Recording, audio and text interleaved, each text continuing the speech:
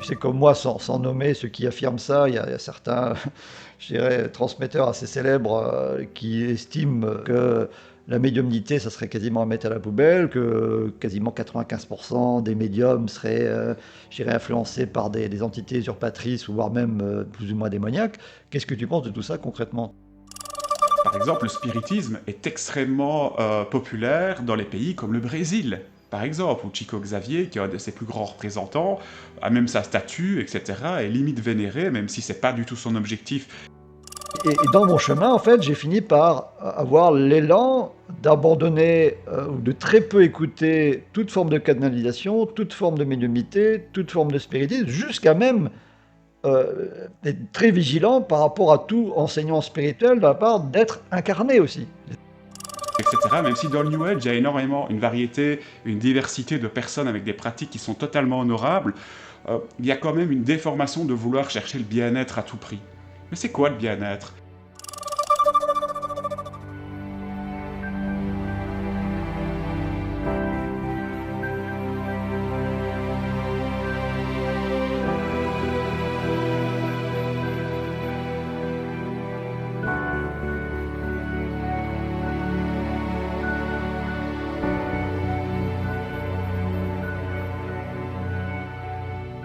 Alors, bonjour à toutes, bonjour à tous. Je suis ravi aujourd'hui d'accueillir mon grand ami Thomas de la chaîne Unity, qui est un peu mon frère de l'espace, mon jumeau cosmique.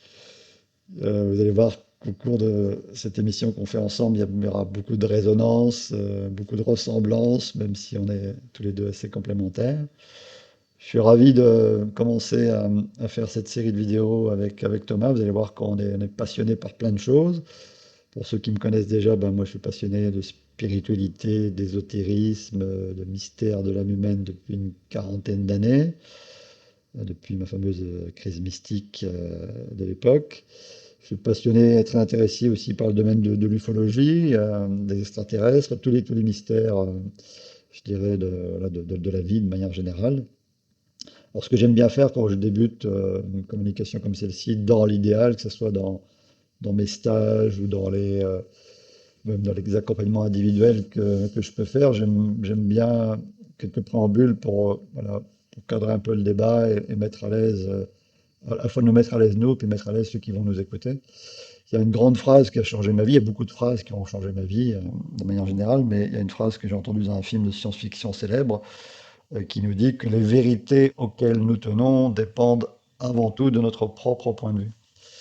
Donc si Thomas est en face de moi ou vous qui êtes en face de nous, bah, si je dessine un 6 ici, bah, ça sera éternellement un 9 pour les personnes qui sont en face de moi et éternellement un 6 pour nous deux. Donc on peut se battre une éternité à savoir qui a raison entre le 6 et le 9. C'est bien pour démontrer qu'en fonction du point de vue, bah, la réalité et l'interprétation de la réalité peut vraiment changer de manière quasi radicale. Donc voilà, tout ce qu'on va exprimer, Thomas et moi, nous sont que nos points de vue singuliers et uniques par rapport à notre vécu, par rapport à nos expériences directes et indirectes. Ça, c'est un premier préambule que je tenais à poser. S'il y a des notions, des points de vue qui ne résonnent pas chez certains d'entre vous, bah, je dirais, sentez-vous libre de les laisser de côté, de les mettre, même pourquoi pas à la poubelle. Moi, dans mon chemin spirituel, je me suis inventé une poubelle virtuelle qui est à ma gauche, ici. À ma gauche, je ne sais pas pourquoi elle est à gauche. Et cette poubelle, elle a un fond infini. Donc, quand il y a des choses qui ne résonnent pas, qui me déplaisent, eh bien, il y a parfois un côté instinctif en moi qui va les jeter à la poubelle jusqu'à l'infini. Alors, comme je suis un grand amoureux des paradoxes, on va le voir aussi au cours de ces émissions-là, quand il y a une vérité ou un point de vue qui me gêne, je peux aussi lui laisser une seconde chance à la vérité ou au point de vue qui me gêne. Je peux la laisser quelques instants, pourquoi pas le temps de l'émission ici, ou le temps d'une journée, voir si ce qui me gêne va faire émerger quelque chose ou pas. Si ce qui me gêne va m'amener une autre perspective ou pas. Et puis si ça nous élève pas, que ça nous aide pas, que ça nous inspire pas, que ça nous met pas en joie, ben moi, la grande boussole que j'ai, c'est à la poubelle. Et puis je reste sur ce qui me porte, ce qui m'inspire, qui m'aide et qui me met en joie. Ça, c'est un premier préambule. Deuxième préambule que j'aime bien poser, c'est que comme on va probablement parfois dérouler des notions, des points de vue que certains d'entre vous ont déjà entendu 100 fois, 200 fois, 300 fois, 1000 fois, chez d'autres, je dirais, expérienceurs, chez d'autres auteurs ou dans d'autres vidéos, bah, quitte à prendre du temps à écouter cette vidéo, bah, autant poser l'intention. On va revenir peut-être sur la manière dont je vis en ce qui me concerne l'intention. Autant poser l'intention d'écouter tout ce que vous allez entendre. En tout cas, c'est une grande clé que je vous offre si vous souhaitez l'apprendre, d'écouter tout ce que vous allez entendre comme si c'était la première fois que vous l'entendiez. Ça, c'est un vécu profond. D'ailleurs, tout ce que je vais partager, une grande partie de ce que je vais partager est issu d'un vécu profond. Et quand on va écouter des choses comme si on les entendait pour la première fois, ben, parfois on a tous vécu des moments, consciemment et inconsciemment, au bout de la millième fois, la 1001e fois, tiens, tout d'un coup, il y a une prise de conscience incroyable qui fait que, un peu comme si la goutte faisait déborder un vase et qu'enfin ça coulait de source. Un exemple emblématique qu'on a tous vécu par rapport à ça, c'est quand on a lu un livre à un moment M et qu'on l'a relu 6 mois, un an après, ou même pour des films. Et bien parfois, quand on regarde un film 6 mois après, un an après, ou qu'on relit un livre 6 mois, un an après, ben, on a l'impression parfois de complètement redécouvrir certains passages, comme si on ne les avait pas lus. Et puis ces passages-là nous parlent particulièrement, comme s'il y avait une prise de conscience. J'adore ce mot, prise de conscience. Donc c'est un peu vers ça que ce préambule mène, c'est que quand on écoute comme si on entendait pour la première fois des choses qu'on croit connaître par cœur, et bien la 1001e fois on l'entend, ça peut amener une prise de conscience qui peut même aller jusqu'à des, oui, des instants quasiment de grâce, ou en tout cas des choses qui peuvent vraiment bouger les lignes en nous. Ça, c'est le deuxième préambule que j'aime bien poser. Puis le troisième préambule que j'aime bien, j'ai à cœur de poser, euh, toujours à travers les paradoxes qui me sont si chers, même si vous verrez que Thomas et moi, on n'a pas les mêmes mots pour nommer ces choses-là, mais on se comprend, je crois. Un des plus grands paradoxes, c'est les mots humains. Moi, mon point de vue sur les mots humains, c'est qu'ils sont souvent très limités et limitants, mais qui peuvent, ils peuvent comme s'ouvrir comme des fleurs. Les mots, si on les voit autrement, si on apprend à se réconcilier avec certains mots, si on apprend à écouter peut-être justement le silence au cœur des mots et entre les mots vont résonner tout autrement. Et c'est une intention que je vous propose aussi, même si votre mental ne va pas forcément le comprendre tout de suite, et c'est pas grave. On va pas s'adresser au mental tout de suite, on va essayer de s'adresser d'abord à l'âme et au cœur. Et si je vous invite à poser l'intention d'écouter tout ce qu'on va, transmettre aujourd'hui en écoutant le silence justement entre les mots qu'on prononce et le silence derrière les mots que l'on prononce, ça va amener à faire en sorte que ces mots vont pouvoir résonner au-delà d'eux-mêmes, pour que justement les mots puissent dépasser leurs propres limites, pour vous laisser justement imprégner, pour vous laisser justement vivre comme une espèce de téléchargement. Le phénomène d'imprégnation, c'est quelque chose que j'ai découvert profondément il n'y a pas si longtemps que ça, en tout cas dans sa définition, c'est une notion assez connue en psychospiritualité, la capacité qu'on a à se laisser imprégner par les choses dont on choisit de se nourrir. Soit sur le plan métabolique, moi je suis naturopathe à la base, je crois que Thomas il va nous le dire tout à l'heure aussi, très impliqué dans le domaine de la santé. Donc ça commence déjà par la nourriture, mais c'est aussi la nourriture psychologique, énergétique, spirituelle. Euh, cette imprégnation va pouvoir aller parfois très très loin. Moi je la vis par exemple, j'ai plein d'exemples, mais un des exemples les plus emblématiques que j'aime bien donner, c'est que je propose des initiations au tambour chamanique chez des gens qui ont parfois jamais joué de tambour, qui l'ont acheté il y a 2 jours, qui ne savent pas ce que c'est que d'atteindre des états modifiés de conscience avec un tambour, qui pensent qu'ils ne savent pas en jouer, qui pensent qu'ils ne sauront pas atteindre la transe ou qui ont peur de la transe. Et en l'espace de quelques heures, ces gens-là sont projetés par phénomène d'imprégnation, à la fois individuelle et collective, dans une pratique du tambour chamanique, comme s'ils l'avaient fait du tambour chamanique depuis toujours. Donc le phénomène d'imprégnation peut aller très très loin, et pour se laisser imprégner de notre expérience au-delà des mots, je vous invite justement à vous laisser imprégner, à écouter tout ce qu'on va raconter en ouvrant votre cœur et votre esprit et en laissant résonner les mots au-delà d'eux-mêmes à travers le silence. Donc, voilà un petit peu les préambules que j'aime bien poser pour voilà, ouvrir un espace qui sera, à mon avis, peut-être plus profond, plus vibrant que si on en consommait une vidéo de plus. L'idée, c'est que ça ne soit pas une vidéo de plus, c'est que ce soit une vidéo qui vous apporte des choses un peu différentes, ne serait-ce que par ces intentions qu'on vient de poser. Alors, Thomas et moi, on est des proches, on est des bons amis, on a beaucoup aussi communiqué en amont de cette vidéo. Et vous voyez qu'ici, on est dans mon salon. que certains pourraient croire qu'on va avoir une discussion de salon. C'est pas qu'on va avoir une discussion de salon, c'est qu'on va avoir une discussion dans mon salon. C'est pas la même chose. Et toute relation humaine est basée aussi, en tout cas, notre soif à moi et à Thomas, c'est la soif de sens, la soif de vérité, et puis voilà, de rechercher le sens profond des choses, le sens profond de notre, je dirais, venue sur Terre, d'où venons-nous, qui sommes-nous, où allons-nous, et ça, je pense que n'importe quel être humain est capable de se poser ces questions-là, que n'importe quel être humain n'a pas besoin d'aller forcément très très loin dans ses expériences spirituelles pour avoir des réponses qui pourront émerger à travers son cœur, à travers son âme, à travers des lectures, à travers des films, et que ce qu'on appelle l'expérience directe, c'est aussi l'expérience directe qu'on peut avoir de la vie quotidienne en tant qu'être humain, sans nécessairement avoir besoin de faire des sorties astrales à l'autre bout de l'univers, sachant qu'en tant qu'être humain, oui, en tant qu'être humain, on a aussi une capacité de connexion, de mon point de vue, dans mon vécu profond, une capacité de connexion en profondeur de son âme, pas en profondeur de l'univers, et une capacité à recevoir vraiment une inspiration ou des fulgurances, une inspiration qui peut être oui, une forme de connexion spirituelle, une forme de connexion divine, osons le mot. Et donc, dans ce sens-là, euh, je pense que tout ce qu'on va être amené à dire a sa raison d'être et qu'on a, en dirais-je, autant de légitimité que ceux qui font des grandes expériences dans des domaines variés et divers. Voilà, ce postulat étant posé, eh bien voilà, je vais laisser un peu la parole quand même à Thomas, qui a donc une chaîne YouTube qui s'appelle Unity, que je vous inviterai à rejoindre. Je vous mettrai un lien sous la vidéo. Et bah, Thomas est, comme moi, passionné de spiritualité, de mystère ésotérique et d'ufologie, mais je vais le laisser un petit peu se présenter et présenter sa chaîne Unity.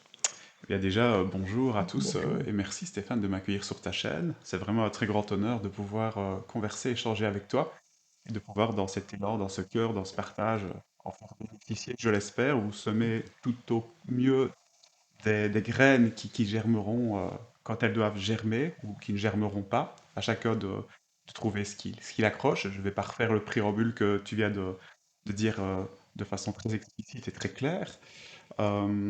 Maintenant, voilà, pour présenter un petit peu ma chaîne, ben moi je suis un peu un chercheur, je me considère en tout cas, c'est comme ça que je me visualise, comme un chercheur de vérité, et avec cette envie, cet élan vraiment du cœur, cette sensation de devoir partager mes découvertes, entre guillemets, sachant que la vérité est, comme tu l'as très bien exprimé, toute relative. Et donc, à un moment donné, je me suis dit, à quoi me sert d'accumuler ce que je considère comme la source de la plus grande richesse, des grands trésors de révélations, de choses que je peux découvrir et qui font sens pour moi avant tout. Euh, L'idée, c'est quand même à un moment donné d'en faire quelque chose. Et voilà, au XXIe siècle, c'est vrai qu'on a ces outils formidables qu'on est nous-mêmes ici en train d'exploiter, qui font partie de cette génération Internet et qui permettent à n'importe qui de pouvoir exprimer des idées, de pouvoir le partager avec le plus grand nombre. Et donc, voilà, pour moi, c'est vraiment ça l'idée de la chaîne avant tout. C'est vraiment de laisser une trace, de mettre un petit caillou, aussi infime soit-il, à ce que je pourrais appeler l'édifice du monde, de la connaissance et de la recherche. Euh, Moi, je suis quelqu'un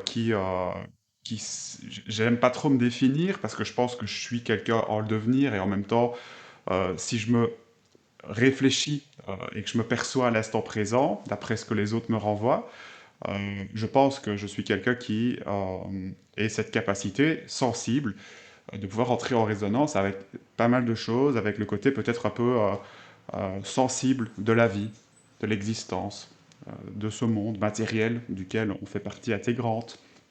On reviendra peut-être un peu là-dessus un peu plus tard, mais et donc l'idée de cette chaîne, c'est vraiment de pouvoir partager justement des sujets, des sujets avec le plus grand nombre, de participer à une espèce de, de communication simplement sur ce que je considère être ma vérité, une forme de vérité en tout cas qui est bien évidemment, encore une fois, je le répète, mais pour moi c'est une valeur très importante que Stéphane partage ici, c'est que chaque vérité, en fait, est faite d'histoires qu'on se raconte avec lesquelles on peut vivre. Et moi, en fait, c'est les vérités que je partage qui font résonance avec mon parcours, avec mon expérience et ce que j'ai appris de mes échecs, de mes erreurs, même si tous ces termes sont extrêmement relatifs euh, d'un point de vue spirituel. Mais de mon point de vue, voilà, j'essaie de présenter, en tout cas ce qui fait sens pour moi, en développant des thématiques autour de sujets qui peuvent aussi bien aller euh, dans les messages que les différents esprits peuvent communiquer au travers du spiritisme, mais je ne m'interdis pas non plus de faire des liens avec le monde matériel. Tu parlais d'alimentation. Pour moi, l'alimentation et peut-être qu'on abordera ce sujet dans la vidéo, mais fait aussi partie intégrante de ce qui entre en contact, en relation avec nous, avec notre corps. Ça fait partie d'un présent qu'on s'offre et qui a un certain effet. En fait, pour moi, tout a une âme, tout a une conscience. Et de ce point de vue-là, en fait, j'ai tendance à essayer d'avoir une vision la plus éclectique possible et qu'il n'y a que quand je m'intéresse de façon éclectique aux choses que j'essaie de comprendre les choses sous le plus d'aspects possible, quitte à ne pas me sentir expert dans un certain domaine, que je me sens heureux. Au niveau de ma chaîne, j'essaie vraiment de rentrer un petit peu dans toutes ces coutures-là, d'essayer d'explorer un petit peu tout ce qu'on peut apprendre sur les mondes que je pourrais qualifier de l'au-delà, dont on fait partie intégrante ici, puisque je considère que tous les mondes coexistent et ont une fonction très particulière, justement, qu'elle soit cathartique, qu'elle soit de l'ordre d'une forme d'illumination ou autre, avec tout le caractère et la connotation qu'on peut donner au mot illumination, bien entendu, on aura peut-être l'occasion d'en débattre aussi, mais de mon point de vue, tout a rempli une fonction au niveau de l'univers. Tous les mondes coexistent et notre foyer de conscience, en fait, peut se déplacer dans ce qu'on pourra appeler des états modifiés de conscience, d'un monde à l'autre, et il y a toujours une part de nous-mêmes qui traîne un peu partout. Moi, j'aime bien un peu me représenter les choses comme cela, à différents étages, même si ce n'est pas des étages structurels avec des niveaux, bien entendu, mais plutôt des étapes de voyage d'une âme qui va vivre à travers différents véhicules, différents états de conscience, aussi bien quand elle dort que quand elle est éveillée pendant la journée, et tout cela va induire, pour moi, fondamentalement un apprentissage. Et donc Unity, ma chaîne YouTube entre guillemets, l'idée c'est encore une fois de pouvoir se dire que toute la connaissance éclectique du monde est nécessaire pour pouvoir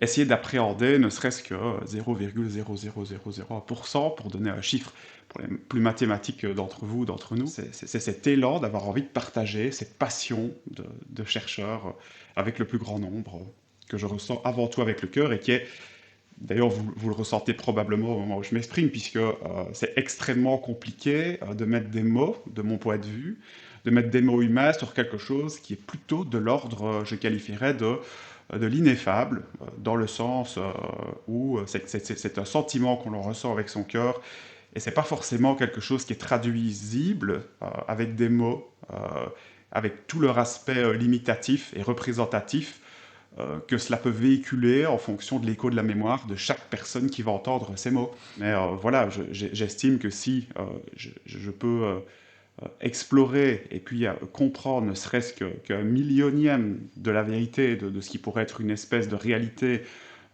objectivable, qui est à la fois, et on y viendra peut-être, mais que je considère comme consensuelle, donc de ce point de vue-là, toujours en mouvance, toujours euh, en mouvement, tout simplement. Et donc, du coup, de ce point de vue-là, aussitôt que je réalise quelque chose, bah, est-ce que l'état de cette chose n'est pas déjà en train de changer? Et donc, pour moi, cette vérité n'existe pas réellement au sens absolu, mais plutôt au sens relatif.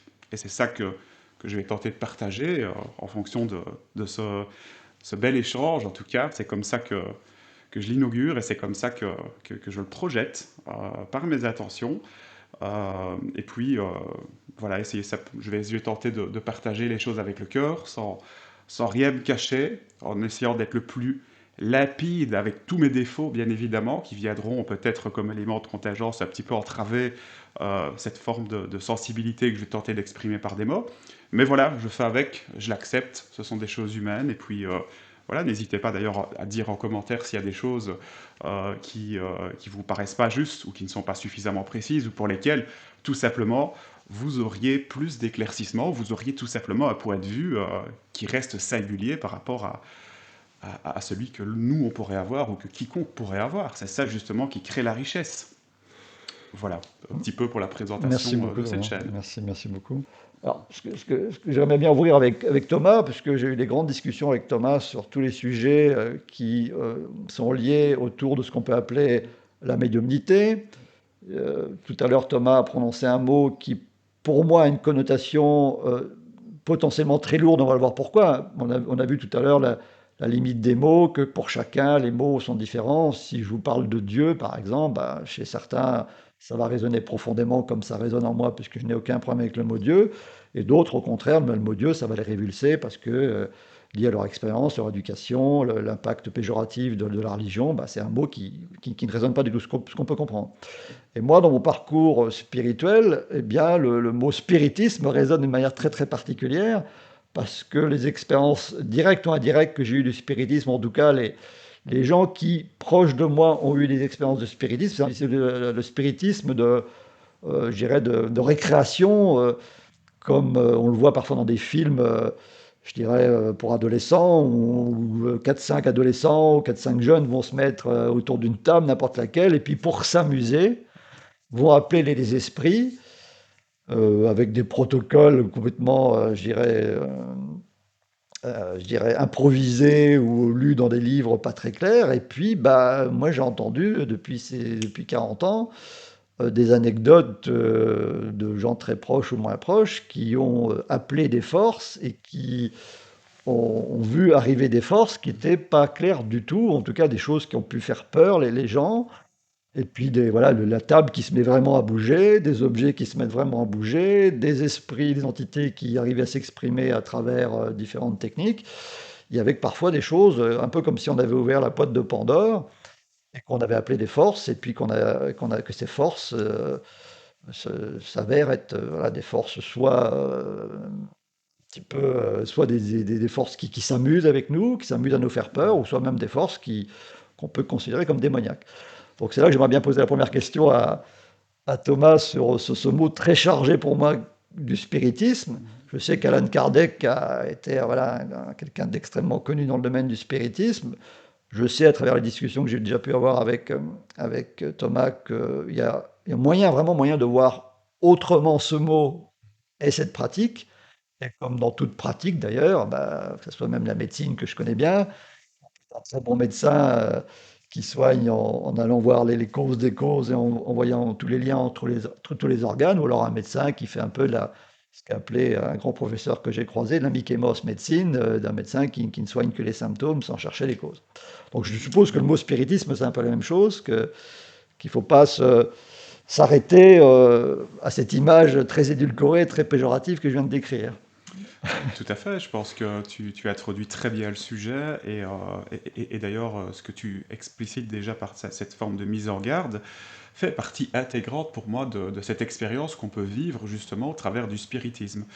Mais en fait, pour moi, le spiritisme, c'est juste en fait l'emploi d'un médium, c'est-à-dire quelqu'un qui va être dans le milieu entre deux mondes, qui va permettre de pouvoir capter certaines données, certaines informations qui peuvent provenir d'un tas d'individus. Effectivement, on parlera peut-être de cette écologie un petit peu du tout qui pourrait, parce que je vais quand même parler au conditionnel, je ne peux rien affirmer en tout cas en étant en pleine incarnation physique avec certainement une grande partie de mes connaissances du sujet, puisque ça fait aussi partie du jeu qu'on vient jouer.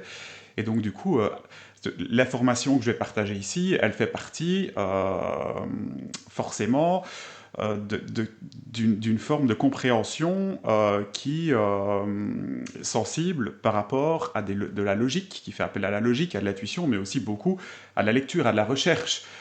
Effectivement, tu as évoqué Alan Kardec qui était un chercheur qui a étudié et a rassemblé des connaissances qui étaient transmises de certains esprits à des médiums pour en faire différents livres, comme par exemple le fameux livre des esprits, mais il a aussi fait des livres comme sur l'enfer et le paradis et des choses comme ça. Il a vraiment créé plusieurs thématiques. Il a fait ce qu'on appelle aussi l'évangile revivifié, etc.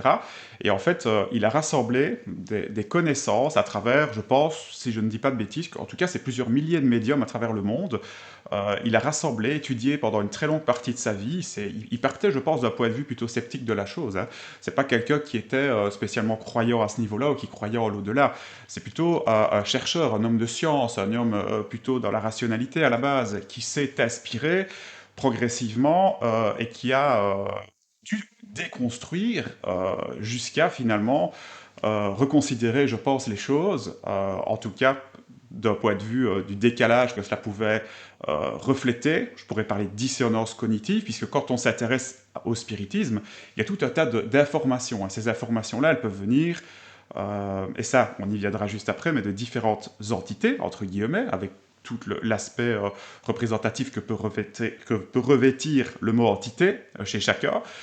Mais en tout cas, d'un point de vue de la connaissance qui est traduite, effectivement, on s'aperçoit qu'il y a le conditionnement humain, le conditionnement et tout ce qui fait partie de la connaissance utile ou non de la loi morale humaine, etc. Et que le spiritisme défend des valeurs qui soit se rapprochent des valeurs qu'on peut parfois défendre sur Terre, soit qui ont l'air complètement à l'antipode de ce qu'on aura de la moralité humaine. Et c'est là qu'on pourrait s'interroger.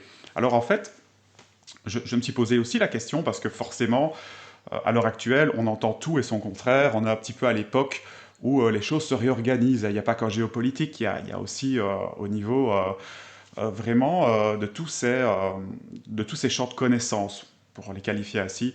Et le spiritisme en fait partie. Subit aussi ce remue-ménage un peu actuel. Et je pense qu'on revisite un petit peu, on réexplore un petit peu toutes ces anciennes traditions, toutes ces anciennes techniques, puisque ça reste une technique pour passer un coup de fil à l'au-delà, hein, pour donner une image très simple. Et, euh, et en fait, il faut d'abord comprendre certains principes avant d'imaginer, je pense que c'est ce qu'il y a dans l'esprit de beaucoup de gens, et qui était véhiculé à travers le cinéma, à travers les films hollywoodiens, etc. Peut-être avec l'intention de vouloir véhiculer une certaine peur et éloigner peut-être les gens de cette source de connaissances, je n'en sais rien.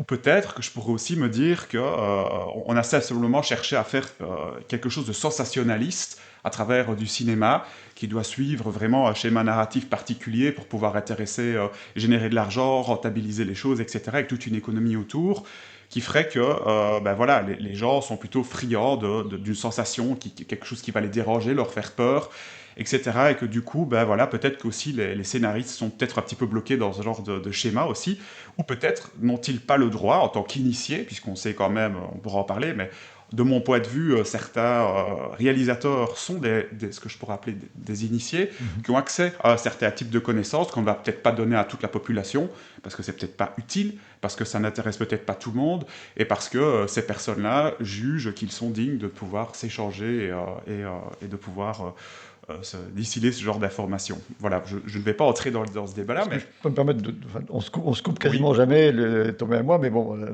je sens que je dois intervenir ici. Je sais que tu vas y venir, mais la grande question autour du spiritisme, c'est déjà bon. Plusieurs questions. D'accord. Quelle est la différence entre spiritisme? Est-ce qu'il y a une différence entre spiritisme et médiumnité, canalisation? Et puis surtout, la très grande question à 100 000 euros, comme j'en ai d'autres à 100 000 euros, c'est comment être sûr de qui va nous parler. L'aspect très péjoratif du spiritisme, tel que je l'ai évoqué, c'est que voilà, on ne sait pas les forces qu'on appelle. La plupart enfin, beaucoup de médiums, beaucoup de ceux qui font du spiritisme parfois n'ont pas la capacité de voir ce qui arrive, ni d'entendre par eux-mêmes, très clairement. Donc, comment être sûr de la qualité et du niveau spirituel des entités? Comment être sûr qu'on ne se fait pas usurper? Tu sais, comme moi, sans nommer ceux qui affirment ça, il y a certains, je dirais, transmetteurs assez célèbres qui estiment de manière, voilà, à leur manière, que la médiumnité, ça serait quasiment à mettre à la poubelle, que quasiment 95% des médiums seraient, je dirais, influencés par des entités usurpatrices, ou voire même plus ou moins démoniaques. Qu'est-ce que tu penses de tout ça concrètement, toi, alors, Quentin? C'est une question extrêmement complexe et qui ne peut certainement pas être répondue de façon trop manichéenne, en tout cas, à savoir Mhm. l'idée de se dire si je communique et que je pratique le spiritisme, je vais automatiquement, soit je peux que tomber sur des esprits mauvais. Mhm. Pour moi, ça serait un tort qui nous sort du champ de la complexité et qui ferait justement qui créerait un sentiment de peur, justement, et c'est peut-être ça l'objectif que j'essaie d'amener, en tout cas, et tu as bien Mhm. fait de me recentrer, mais l'idée à travers les films et la peur qu'on cherche à véhiculer chez les gens, je vais le dire Mhm. très platement, pour moi, c'est ça qui crée ce type de connexion, puisque Mhm. on sait qu'on est un peu comme des antennes, et en fait, un petit peu comme dans la vie de tous les jours, les esprits qu'on contacte, finalement, ce sont des gens comme toi et moi, et comme vous et moi. Mhm. Ce sont juste des personnes qui sont en état de désincarnation, et comme dans la vie de tous les jours, bah, si j'adopte un certain type de comportement, je vais tout simplement attirer un certain type d'individu. Si je Mhm. suis dans la peur, que j'aspire la crainte chez l'autre, je vais peut-être attirer une personne qui va avoir, qui va ressentir cette crainte, cette peur, et qui va peut-être profiter de ça, si elle est dans ce type d'expérience dans sa vie, que c'est le genre de challenge qu'elle traverse. On parlera peut-être de ce point de vue-là, mais c'est peut-être que je vais justement accrocher ce genre d'individu. Ben, le spiritisme, c'est un petit peu pareil. On Mhm. accroche des personnalités qui peuvent s'identifier à nos pensées, qui sentent qu'ils vont pouvoir nous exploiter par un phénomène de succion, on pourrait qualifier de vampirisme énergétique, pour qualifier très grossièrement les choses.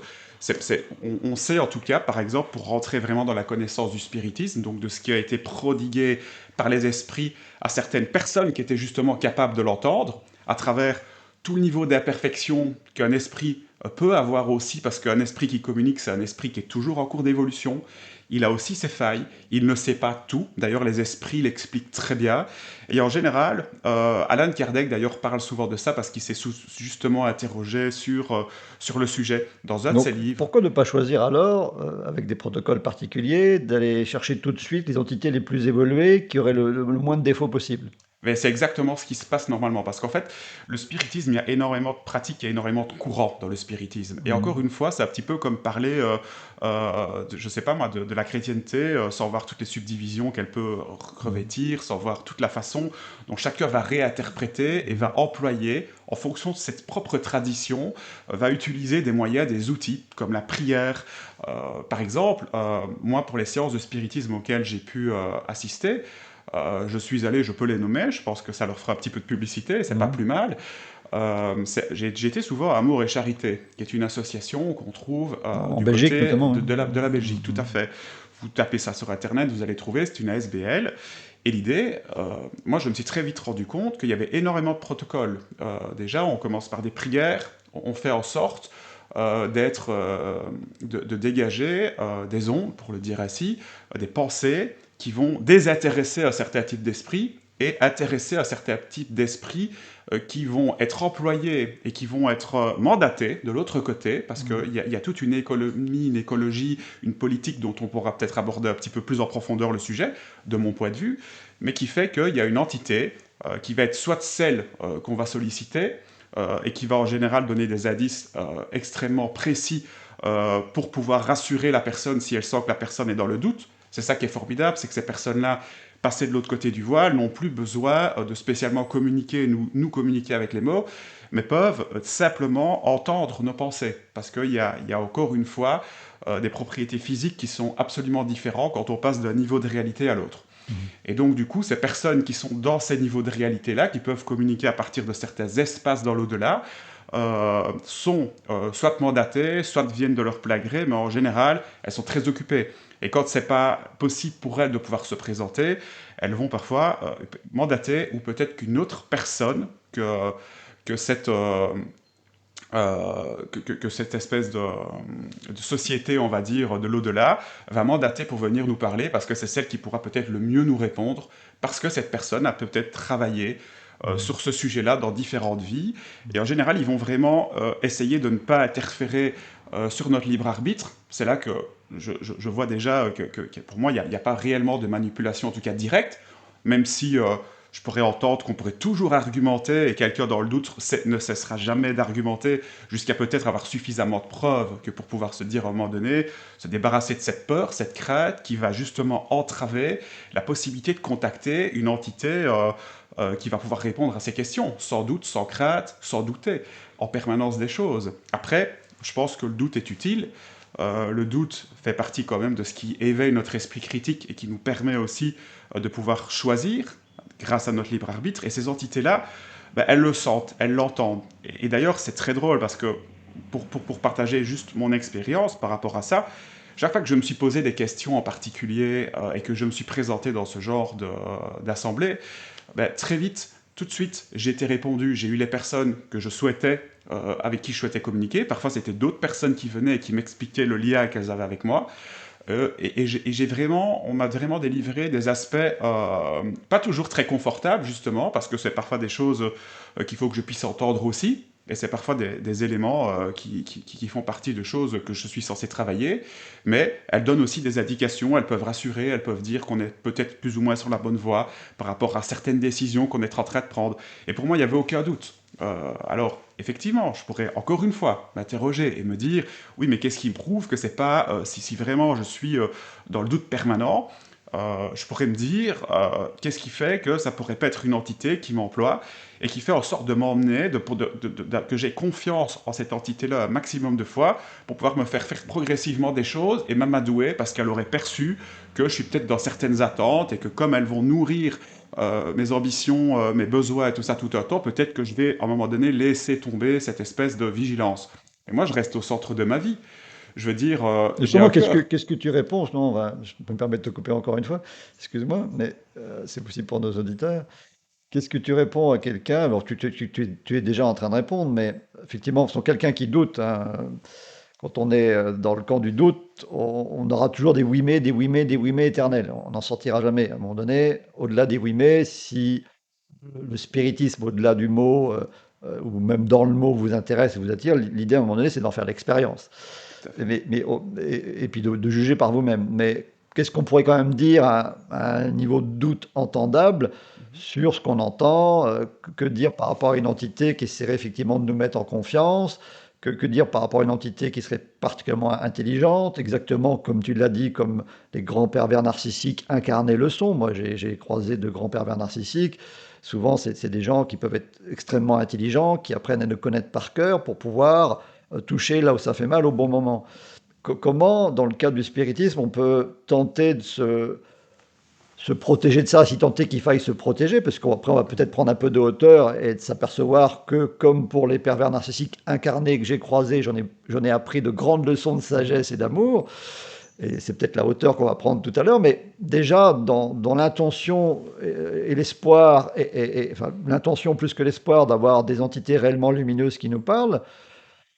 Je sais bien, il n'y a peut-être pas de réponse ultime à cette question-là, mais comment, alors tu as répondu en partie tout à l'heure à travers les prières, les intentions, la clarté d'esprit, d'appeler ce qui nous ressemble, mais comment toi tu appréhendes une entité qui serait, si on prend l'exemple le plus extrême, très élaborée, très intelligente, très Mhm. maligne, Mhm. très usurpatrice, qui aurait, pourquoi pas, potentiellement très démoniaque, mais qui aurait la possibilité d'avoir une apparence de lumière et qui aurait pour finalité, bah, d'une manière ou d'une autre, de pomper, ce que certains disent comme de pomper notre énergie vitale, de se nourrir de nos peurs, de nos angoisses, ou pourquoi pas de nos émotions humaines, exactement comme certains auteurs disent que ces entités seraient capables de se nourrir justement de ce miel que nous produisons tous. Et ce miel est à différents niveaux, avec des miels plus ou moins subtils, des miels de la peur, des miels de l'orgueil, des miels de l'ambition, des miels de la colère, etc. Qu'est-ce que tu réponds à ça quand on te le dit? Alors, j'ai l'habitude de fonctionner à l'arborescence et de perdre un peu Mm, de la complexité qui mm, t'apparaître abstrait. Je m'en excuse si c'est le cas. mm, Mais pour moi, c'est simplement une forme d'état d'esprit. À partir du moment où je suis suffisamment centré, à partir du moment où je connais, je sais où sont mes valeurs, je sais, en fait, c'est un petit peu comme une personne que vous rencontreriez dans la vie du monde matériel, ici-bas sur Terre. et qui tenterait de vouloir vous faire un braquage. Si vous n'avez pas, si vous n'êtes pas dans cette énergie-là, si vous n'êtes pas dans ces pensées-là, si vous nourrissez pas une colère face à la société, s'il n'y a pas les ingrédients nécessaires en vous qui participent à cette prise de décision, comment cette personne pourrait vous manipuler? Et c'est là justement toute la subtilité de la chose. Et en même temps, pour moi, c'est extrêmement simple à comprendre. Disons que il est très facile de se rendre compte, de mon point de vue, qu'on peut être manipulé à partir du moment où on est centré, où on est en accord avec ses valeurs, avec quelque chose qui fait sens pour nous. Je pense que quand on élève euh, l'idée de vouloir transmettre de l'amour, de la charité, qui fait partie d'une des plus belles formes d'amour qu'on puisse offrir ici-bas, en ce qui me concerne, et qui est souvent véhiculée par certains esprits. On parlera d'André Louis et tous ces esprits-là, Emmanuel, etc., de Chico Xavier et d'Alan Kardec et bien d'autres médiums qui ont été inspirés par des esprits, que ce soit en écriture, parce qu'on pourrait aussi parler des différents modes de communication en fonction de la sensibilité de chaque médium.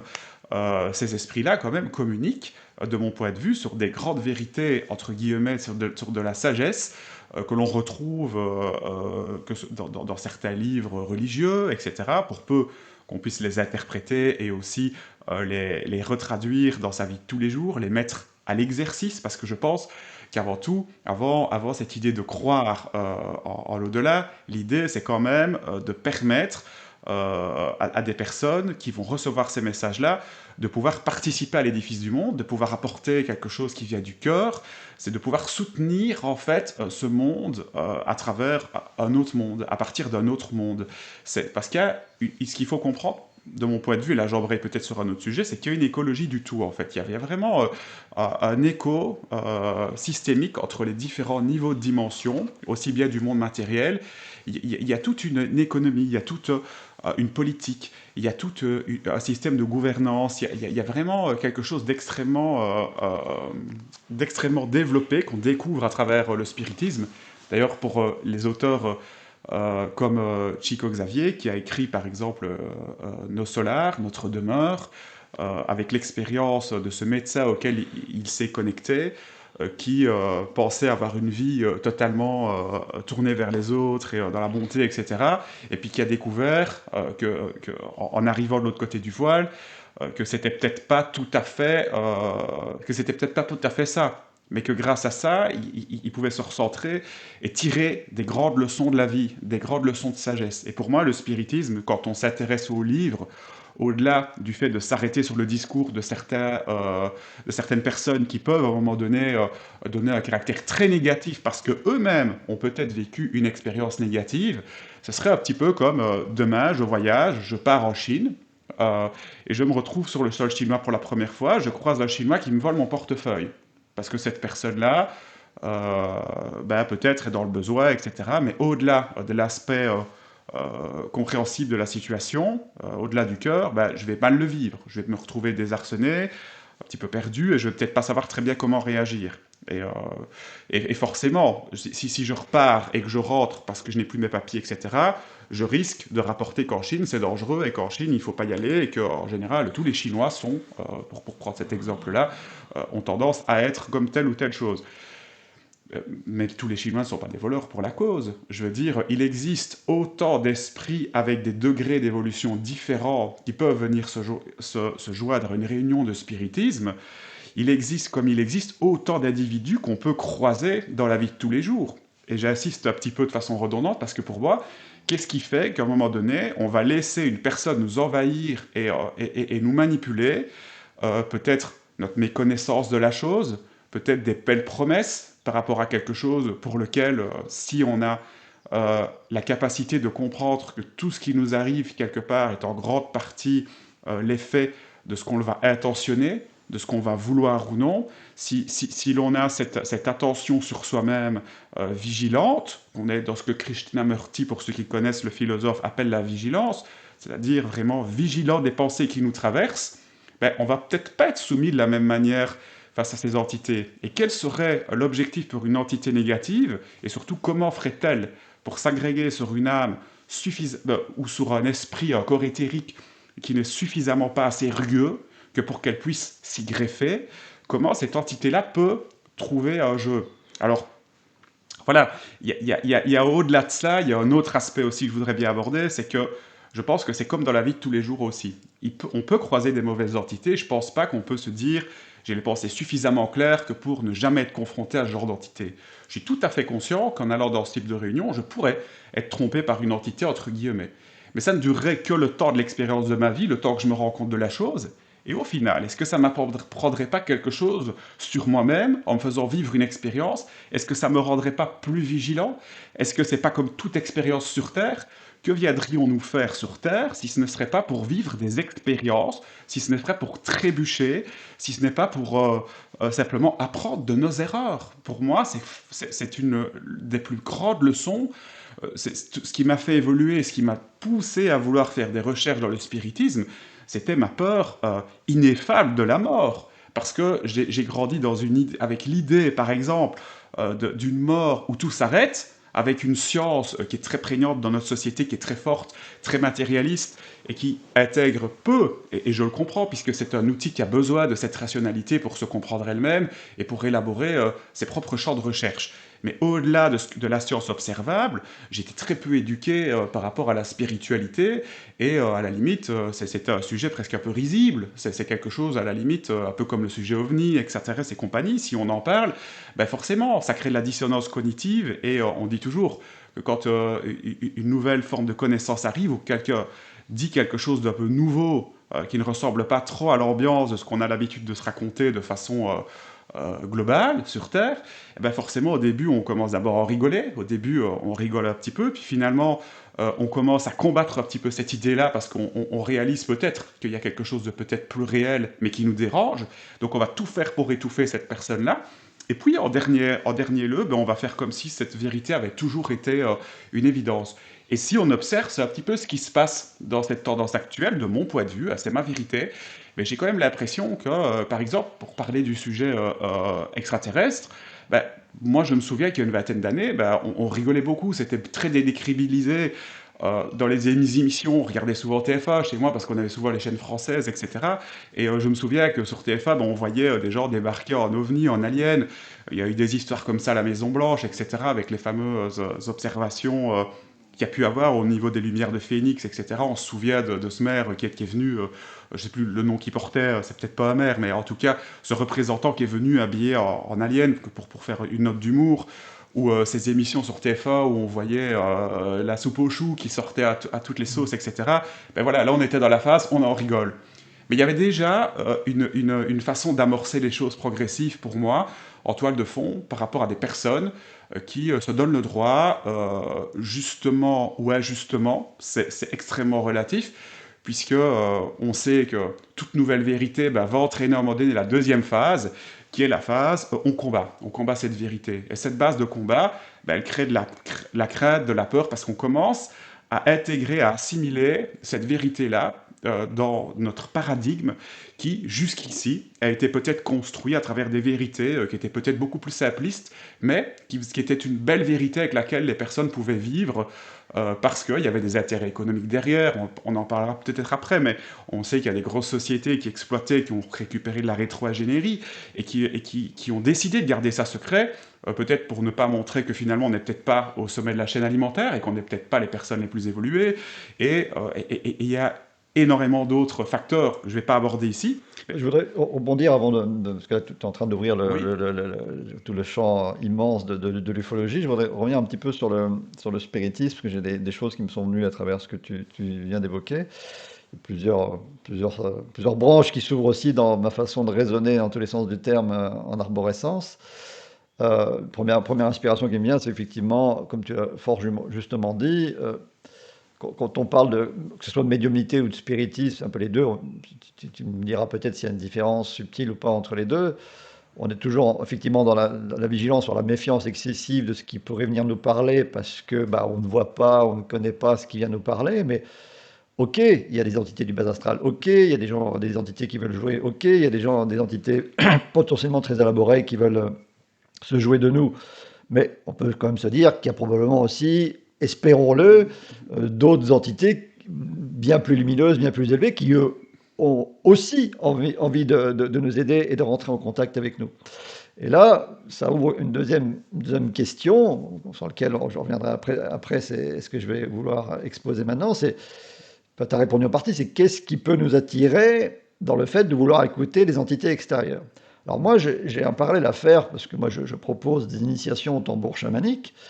Et effectivement, j'ai souvent des gens qui débutent ou qui connaissent peu ou qui ont entendu aussi des bruits de couloir ou qui ont vu des images parfois impressionnantes autour du tambour chamanique et de la transe. Et que quand on est dans une forme de transe ou d'état élargi de conscience, quand on est dans un état, surtout dans le chamanisme, où on appelle en conscience parfois effectivement des ancêtres, des esprits ou des forces de la nature, j'ai très souvent la question de gens qui viennent assister à mes initiations au tambour chamanique. Quand je gratte un petit peu, je finis toujours par arriver sur une forme de peur de ce qu'on pourrait appeler, de ce qu'on pourrait attirer.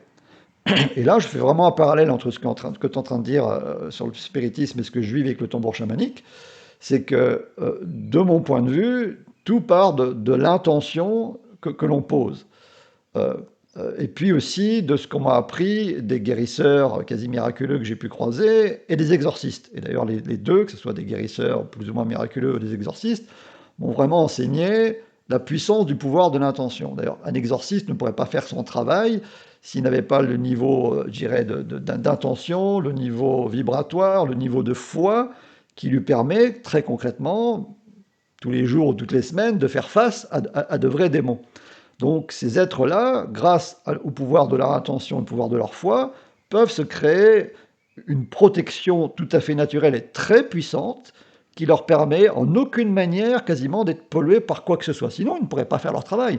On imagine un exorciste qui serait un peu ou beaucoup poreux aux forces démoniaques, il serait vite bouffé, mangé très très vite par des démons qui sont parfois extrêmement puissants en face, parce que les témoignages que j'ai pu entendre, c'est que parfois, des démons qui sont même parfois dans des jeunes filles de 15 ans, sont parfois à elles seules bien plus puissants physiquement déjà que 3 4 athlètes en face. Et même parfois des champions de France je dirais, de bras de fer, comme certains expérienceurs en témoignent à travers leur connaissance d'exorcistes célèbres. Donc ce que je veux dire par rapport à ça, c'est que ce que m'ont appris les exorcistes, c'est ce que je réponds dans le cadre de mes stages de tambour chamanique, c'est que, et dans lequel on travaille beaucoup sur l'intention, sur lequel on pourra éventuellement revenir, c'est que si votre intention est vraiment profondément ancrée, profondément puissante, et que votre foi est à la hauteur de votre intention, mais il n'y a rien qui peut pénétrer votre forteresse intérieure. C'est un peu comme l'image de Gandalf dans Le Seigneur des Anneaux, avec son bâton de pouvoir magique. Vous ne passerez pas. Il n'y a rien qui passe si on décide que ça ne passe pas. Et je reprends l'exemple de vrais témoignages d'exorcistes. Cet exorciste que j'ai croisé lui parlait de son jardin, mais bon, je peux parler de mon fameux salon dans lequel nous sommes. Il parlait de son jardin, et moi je parle de mon salon. Le diable serait ici, devant nous, au milieu de mon salon, je le dis haut et fort à ceux qui nous écoutent, que je n'aurais strictement, mais strictement rien à faire. Donc ça, c'est déjà une première approche du diable, quelque part. C'est une grande phrase que j'avais entendue il y a longtemps, 35 ou 40 ans, dans un grand texte, qui nous dit que le diable mourra de notre indifférence. Ça, c'est la première attitude qui permet, de mon point de vue, dans notre attention profonde, de se protéger des pires démons ou du pire diable. Il meurt de notre indifférence. Il ne passe pas parce qu'il n'a aucun point d'accroche. À côté de ça, il y a des attitudes concomitantes, puisque moi j'aime bien la concomitance des points de vue, même paradoxales ou contradictoires, c'est de se dire, tiens, en amont, j'ai posé des intentions extrêmement lumineuses, comme on peut le faire avec un tambour chamanique, comme on peut le faire avec le spiritisme par exemple, comme on peut le faire dans la vie de tous les jours, et bien qu'ayant posé des intentions extrêmement lumineuses par rapport à la vie, sous forme de prière ou d'intention, et bien dans ma vie concrète, dans le spiritisme ou dans le cadre du tambour chamanique, tiens, le diable s'invite, ou une entité démoniaque s'invite, alors qu'en amont, j'ai eu des intentions extrêmement positives. Et moi, je trouve, spirituellement parlant, et même métaphysiquement parlant, extrêmement intéressant que bien que j'ai posé en conscience très profondément des intentions extrêmement lumineuses, que ce soit le diable qui s'invite. Tiens, s'il s'invite, dans ma vie à travers, tiens, un très, très grand pervers narcissique qui m'a pourri la vie, alors que moi je suis plutôt une bonne âme, sensible, fragile, et qui n'a que de bonnes intentions dans la vie, qu'est-ce que me dit la vie quand elle m'a fait rencontrer, 2 fois dans ma vie, 2 grands pervers narcissiques qui m'ont fait vivre l'enfer à l'état pur? Qu'est-ce que me dit la vie quand, avec soi-disant mon tambour chamanique, je vais attirer le diable? qu'est-ce que me dit la vie quand je fais une séance de spiritisme? Tiens, c'est une entité usurpatrice qui vient me voir, alors qu'en amont, je répète, j'ai posé des intentions extrêmement lumineuses. Posons-nous la question.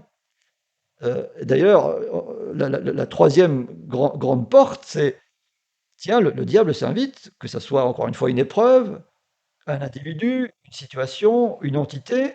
Si on se met dans la position concomitante, il y a l'indifférence, mais il peut y avoir aussi, osons le mot, l'accueil. Tiens, le diable frappe à ma porte. Eh bien, je peux choisir de lui ouvrir la porte et dire, bah tiens, à la lumière de ma protection naturelle dont on a parlé, le fait que je le fais rentrer chez moi, mais pas dans mon âme, que je fais rentrer dans mon champ de communication et d'échange. Tiens, tu es là dans ma vie, que ce soit une situation, encore une fois, un individu ou le diable lui-même, et poser la question, mais qu'est-ce que tu fais là? S'interroger dans notre vie de tous les jours, mais qu'est-ce que ça fait dans ma vie? Pourquoi c'est là? Qu'est-ce que ça vient me dire? Je trouve ça très intéressant d'interroger les ombres de nos vies, que ce soit les ombres intérieures, les ombres extérieures. Pourquoi ça arrive dans ma vie alors que je n'ai posé que des intentions ou que des prières positives? Et je pense que, comme on dit, le mal a dit, on parle de maladie, qu'est-ce que nous dit le diable? Qu'est-ce que nous disent les épreuves? Et moi, dans mon expérience profonde, qui n'est que mon expérience profonde, mais voilà, ce dont je témoigne, c'est que ça met le temps qu'il faut, dans le meilleur des cas, une seconde d'éternité, 10 ans, 20 ans, 30 ans, 40 ans, plusieurs vies, mais toutes les épreuves diaboliques qu'on a pu subir, tôt ou tard, dans mon expérience profonde, je le répète, ne m'ont apporté que des leçons de sagesse et d'amour extraordinaires. Et d'ailleurs, j'ai une amie qui est une grande pratiquante du tarot, qui m'a dit, bah oui, c'est fou ce que tu dis, oui, j'apprécie tes textes, tes transmissions. Elle me dit, c'est vrai que dans le tarot, le premier maître initiateur, c'est le diable. Donc, si on prend un peu de hauteur par rapport à tout ce qu'on est en train de raconter, exactement comme disait Thomas, si malgré toutes les précautions protocolaires, toutes mes bonnes intentions, j'attire quand même quelque chose qui est à l'opposé de mes intentions, qu'est-ce que ça me dit? Donc c'est vachement intéressant de prendre cette hauteur et cette perspective et de se dire que si c'est là, comme une maladie, encore une fois, une maladie en général, il y a quasiment, à mon avis, enfin, très peu de gens qui appellent consciemment une maladie, à part ceux effectivement qui fument comme des pompiers, qui boivent de l'alcool tous les jours, ils savent bien, ils ont conscience qu'ils vont finir par attirer quelque chose. Mais quand on est dans une situation où on mange, on croit manger relativement bien, on croit avoir une hygiène de vie relativement bonne, mais quand on est amené malgré ça à avoir une maladie relativement grave, ça nous dit toujours quelque chose. Donc je rejoins un peu ton point de vue de prendre de la hauteur, et là où je voulais en venir dans tout ce déploiement, c'est de justement faire le parallèle entre le tambour chamanique, parce que moi, pour rien au monde, j'abandonnerais le tambour chamanique.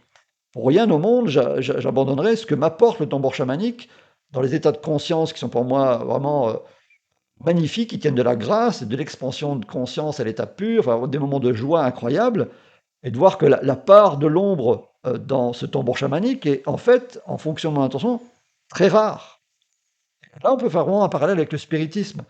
Mon attention est tellement puissante dans la lumière que l'ombre qui vient me rejoindre dans le cas du tambour chamanique est très rare. Et quand elle vient, ça me dit toujours quelque chose à la lumière de ce que je viens de dire. C'est toujours puissamment enseignant, si je puis dire. Et ce que je voulais poser comme question à Thomas, c'est qu'effectivement, moi, ce qui nous différencie, lui et moi, j'y reviendrai par rapport à la vigilance de mon parcours et ce qui a fait que j'ai pour l'instant préféré la voie avec un E, la voie avec un X de ma propre guidance spirituelle intérieure. Qu'est-ce qui fait, qu'est-ce qui peut faire, j'ai en partie la réponse, mais qu'est-ce qui peut faire qu'on va préférer ou qu'on va donner autant de place à ce que les entités extérieures ont à nous dire plutôt que d'aller chercher les réponses en soi? Alors, ce que tu dis, et je pense que tu as déjà répondu, en tout cas au sens que je m'apprête à te répondre, euh, mais pour entrer peut-être de mon point de vue, en fait, il y a deux lois que je pourrais citer, même si elles participent toutes, elles sont toutes concomitantes au même moment. Je vais citer peut-être la loi de la résonance et la loi de l'équilibre. Alors pourquoi ces deux lois-là? Parce que je pense qu'on attire à soi ce qui nous correspond, ce qui est censé venir nous enseigner. Je pense que dans l'écologie de l'univers, rien ne se crée par hasard. rien ne se rencontre par hasard. Deux particules vont se rencontrer parce qu'elles vont former une espèce, elles vont s'agréger et former une matière qui va être utile à l'emploi de quelque chose dans l'univers. Ben, nous, on est un petit peu comme ces particules qui se rencontrent, qui tantôt se rencontrent, tantôt se séparent, etc. Euh, je pense qu'il y a toujours une nécessité, à un moment donné, de rencontrer des personnes euh, qui vont vibrer plus ou moins de la même intensité que nous au moment où on va le vibrer. Ça va peut-être nous rappeler en miroir, par le comportement de l'autre qu'on va observer, qu'on est peut-être aussi dans ce genre de comportement, et que si on se plaît dans ce genre de comportement, ben, c'est peut-être qu'il y a des choses à travailler. Et ça va être une mise en évidence, en fait. On n'est plus dans je subis un symptôme, je subis un traumatisme, je subis quelque chose, mais on est dans cette idée un peu plus systémique, un peu plus globale de se dire, tiens, est-ce que le symptôme, est-ce que cette rencontre avec l'entité que je rencontre et qui semble m'exploiter parce que je lui donne aussi cet accès à travers mon libre arbitre, puisqu'encore une fois, elle ne peut pas interférer sur mon libre arbitre, si ce n'est influencer, tenter d'influencer mes pensées, mais jusqu'à une certaine limite. Eh bien, il y a aussi, donc je parlais de la loi de la résonance, mais il y a la loi d'équilibre aussi. Et la loi d'équilibre, qu'est-ce qu'elle nous dit? C'est que tout doit sans cesse trouver une forme d'équilibre, tout s'équilibre dans Alors, d'où l'univers. viennent ces lois? Tu parles de lois, mais d'où elles viennent ces lois? C'est des lois. Alors, ces lois-là, moi, ce sont des lois, d'abord, pour lesquelles j'ai fait la découverte à travers l'ancienne Égypte, Mhm. que ce soit, je pourrais citer Thoth, etc. En fait, dans certains écrits, même si on peut douter de la nature et de l'origine de ces écrits-là, j'ai trouvé, en fait, pas mal, et j'ai fait une vidéo d'ailleurs sur ma chaîne qui s'appelle 12 lois pour vous permettre d'équilibrer votre vie, etc. Et en fait, moi, ce sont des lois que j'ai avant tout expérimentées et que Mhm. je pense qu'on expérimente tous. Mhm. Si je suis dans une certain type dans une forme de découragement, ben, je vais peut-être rencontrer des personnes qui sont dans ce découragement-là, ou à l'inverse, par la loi d'équilibre, des personnes qui ne sont pas découragées, qui sont plutôt très joyeux. Et en fonction de mon état d'esprit, de mon libre arbitre, eh bien, je vais plutôt choisir de m'enfoncer dans ce sentiment et donc plutôt attirer ce genre de personnes-là parce qu'à force et horrible, bah, peut-être que les gens vont se décourager de vouloir me sortir de mon trou, et peut-être que finalement, je vais me sortir bien uniquement avec des personnes bah, qui résonnent un peu de la même manière que moi, et que ça va être un refuge temporaire et nécessaire, un peu comme une personne qui passerait après sa mort d'abord vers le bas astral, parce qu'il y aurait une écologie qui ferait que cette personne-là n'a pas encore la vibration, la tonalité nécessaire pour rejoindre des mondes de lumière plus accentués. Et donc, ce passage-là, il sera nécessaire parce que ce sera le parfait reflet de mes émotions. Ça va me permettre d'avoir un miroir, une image. Ça va me permettre de pouvoir vivre avec peut-être plus d'intensité encore ce qui me bouffe un petit peu de l'intérieur, pour le dire comme ça. Et c'est ça qui va mettre la mise en évidence. Ça va exacerber quelque chose qui va me permettre de me rendre compte de quelque chose peut-être d'inconscient au niveau conscient. À travers des mésaventures que je vais vivre, même dans la vie physique, je vais pouvoir me rendre compte qu'effectivement, j'entretiens peut-être des pensées trop limitatives, trop négatives sur certaines choses, sur certaines personnes. Et puis je vais m'étonner que ces personnes-là ben, me renvoient une image négative. Oui, mais si je suis négatif et que je les aborde négativement, même inconsciemment, il est normal que ces personnes-là ne répondent pas positivement. Et si elles sont déjà dans ce type d'attitude, ben, je vais peut-être finir par me complaire tout un temps, le temps de suffisamment en avoir assez ras-le-bol, de suffisamment souffrir que pour pouvoir me dire à un moment donné, ça peut plus durer. Vivre une crise, un peu comme, et je ferai peut-être le parallèle avec les maladies, c'est vivre une crise en fait de guérison. Et la crise de guérison, ça va souvent avec la prise de conscience qui permet cette crise de guérison.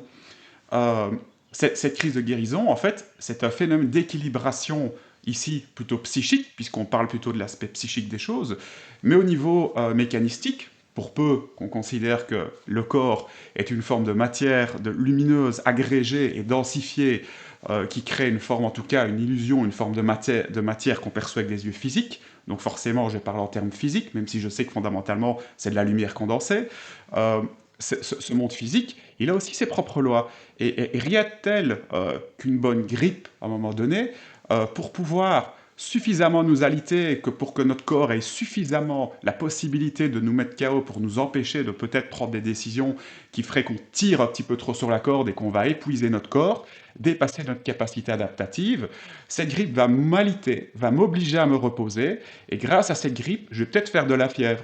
Et cette fièvre va me permettre de pouvoir éliminer des douleurs articulaires qui seront peut-être formées par des cristaux d'acide urique par une vie trop stressante, une alimentation trop transformée, trop acidifiante, etc., des relations humaines qui ne m'épanouissent plus. Cette grippe, elle va me dire quelque chose. Elle va être la participation active d'une infinité de phénomènes et de facteurs que mon esprit ne peut probablement pas appréhender, et même certainement pas appréhender à l'heure actuelle, mais il suffit simplement d'écouter mon corps. Et alors, forcément, la fièvre va faire son travail, les cristaux d'acide urique vont pouvoir fondre grâce à l'élévation de la température corporelle, repasser dans le sang, être filtrés par les reins et être excrétés par les urines. Et tout ça est formidablement déjà enraciné en nous. Et alors, il y a un point très important pour faire le parallèle avec le spiritisme auquel je pensais en t'écoutant parler. C'est que euh, on découvre, en tout cas moi je l'ai découvert, je parlais en jeu, parce que c'est mon expérience et c'est comme ça que moi je l'interprète. Mais beaucoup d'esprits, notamment j'ai trouvé ça dans le livre Les Messagers de Chico Xavier, à un moment donné, il y a un esprit qui explique en fait que bah, il va redescendre sur Terre, et puis il va mourir, et puis lors de sa mort, ben voilà, de l'au-delà, il va communiquer au médium ce qu'il a compris de ses regrets et des choses qu'il aurait voulu faire, etc. Et il dit quelque chose qui m'a semblé très juste, en tout cas avec mon point de vue, avec ce que j'ai agrégé comme information jusqu'ici, c'est que au moment où on s'incarne, d'après lui, euh, on va choisir parfois de s'incarner avec des gens qui vont permettre le développement d'un certain contexte. Par exemple, je m'explique. Je vais m'incarner et je vais faire le choix avec des techniciens de l'autre côté qui vont travailler sur mes énergies, qui vont m'assister un peu comme une forme d'accouchement, mais à la vie, dans l'autre sens. On pourra revenir peut-être sur tous ces détails-là. Pour m'intégrer, pour me permettre d'intégrer ce corps, je vais devoir greffer mon corps astral, faire le lien avec le corps physique et le corps vital, qu'on pourra appeler le corps éthérique, qui est vraiment le corps qui permet, un petit peu comme certains pourraient appeler ça la matière epsilon ou d'autres, c'est vraiment ce système énergétique, cette densité, cette colle, cette glu, que les expérienceurs astrales décrivent parfois, qui lie notre corps à notre corps astral. Et pour s'intégrer là-dedans, ben, il y a toute une équipe de techniciens de l'au-delà. Je vous parlais tout à l'heure qu'il y a toute une écologie, il y a toute une société avec des fonctions particulières que nous pourrons ou que d'autres peuvent remplir pour des qualités qu'ils ont développées de vie en vie. Ils sont dans cette forme d'assistance. Et alors, ils vont appliquer des passes magnétiques. Ils vont travailler sur nos énergies pour paramétrer les choses au mieux, pour nous donner la vitalité nécessaire, etc. Et alors, on va choisir, dans un plan, entre guillemets, d'incarnation qui n'est absolument pas figé, mais qui fait partie d'objectifs que l'on va tenter de rencontrer, pour des raisons X que je ne vais pas tout de suite développer ici, mais dans cette idée, l'idée, ça reste de vouloir créer les conditions, arriver dans une famille par exemple où bah, le père va peut-être être violent avec ses enfants, qu'est-ce qui va faire que je vais m'incarner dans cette famille-là?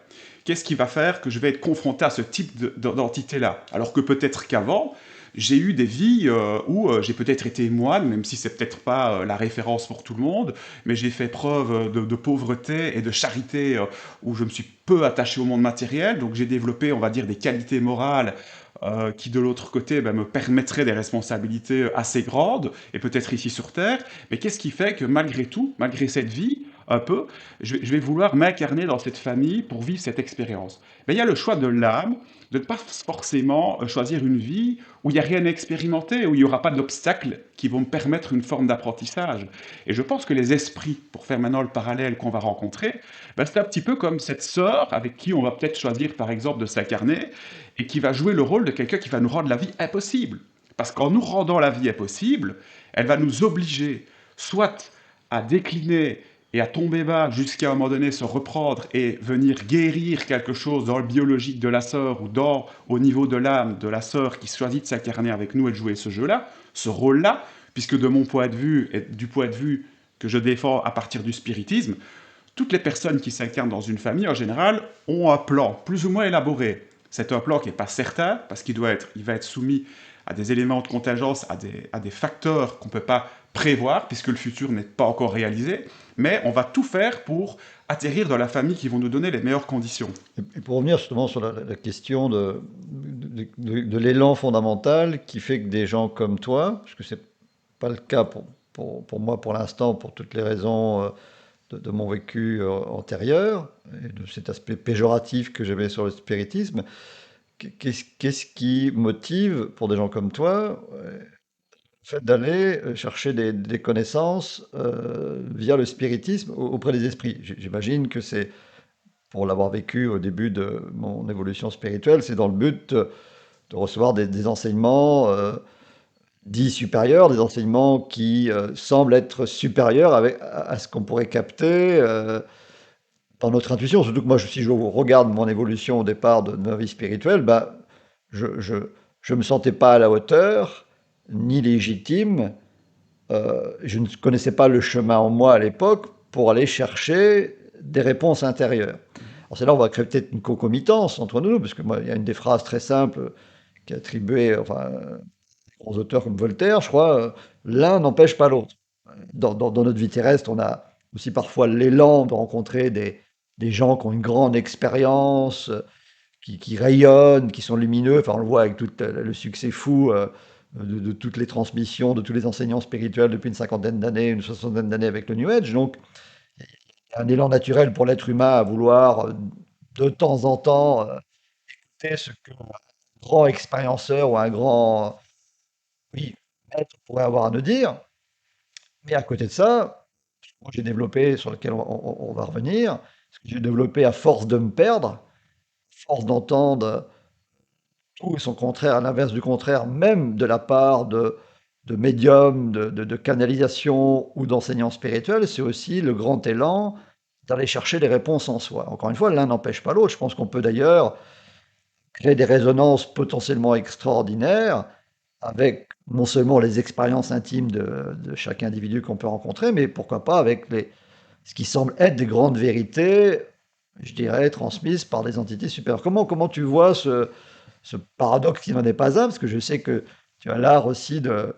Moi, autant je suis un grand amoureux des paradoxes, mais ce que j'aime chez toi dans ton approche, c'est aussi de prendre les paradoxes et de voir en fait que la grande vérité d'un paradoxe, c'est qu'en fait, il n'a peut-être pas lieu d'être, ou en tout cas qu'il disparaît de lui-même, que c'est même pas un paradoxe ni rien qui s'oppose, c'est évident que oui, bah, c'est joyeux, bon et lumineux de te rencontrer ici maintenant, comme c'est bon, joyeux, lumineux d'écouter une entité supérieure telle qu'on peut l'espérer et l'appeler, et puis c'est bon, joyeux, lumineux d'aller écouter ce que le divin ou le Dieu en moi a à me dire. L'un n'empêche pas l'autre, et c'est que voilà, c'est un déploiement de joie. Qu'est-ce que tu penses de ces chemins différents, mais Alors, qui se rencontrent?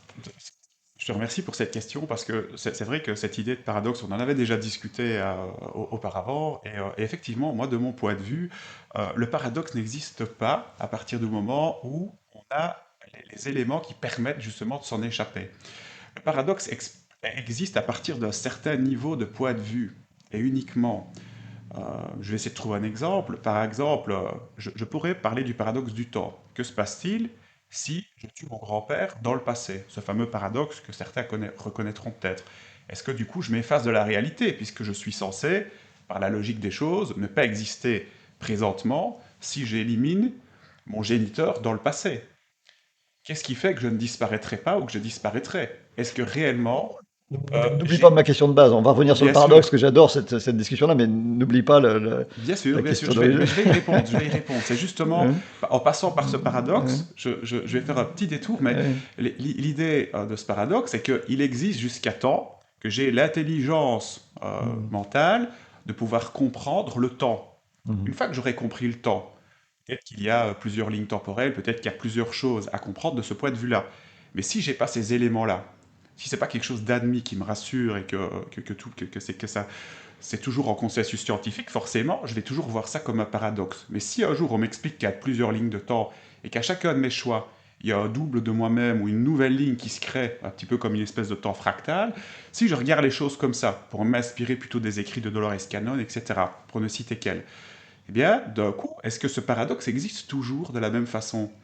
Et encore une fois, euh, pour revenir à ta question de base, donc, est-ce que tu pourrais peut-être me resynthétiser peut-être Oui, l'essentiel de la oui, oui, question? oui, oui. Bah, déjà par rapport, enfin, enfin, je n'oublie pas, je vais te répondre d'abord sur le paradoxe, et puis après je reviens sur ma question.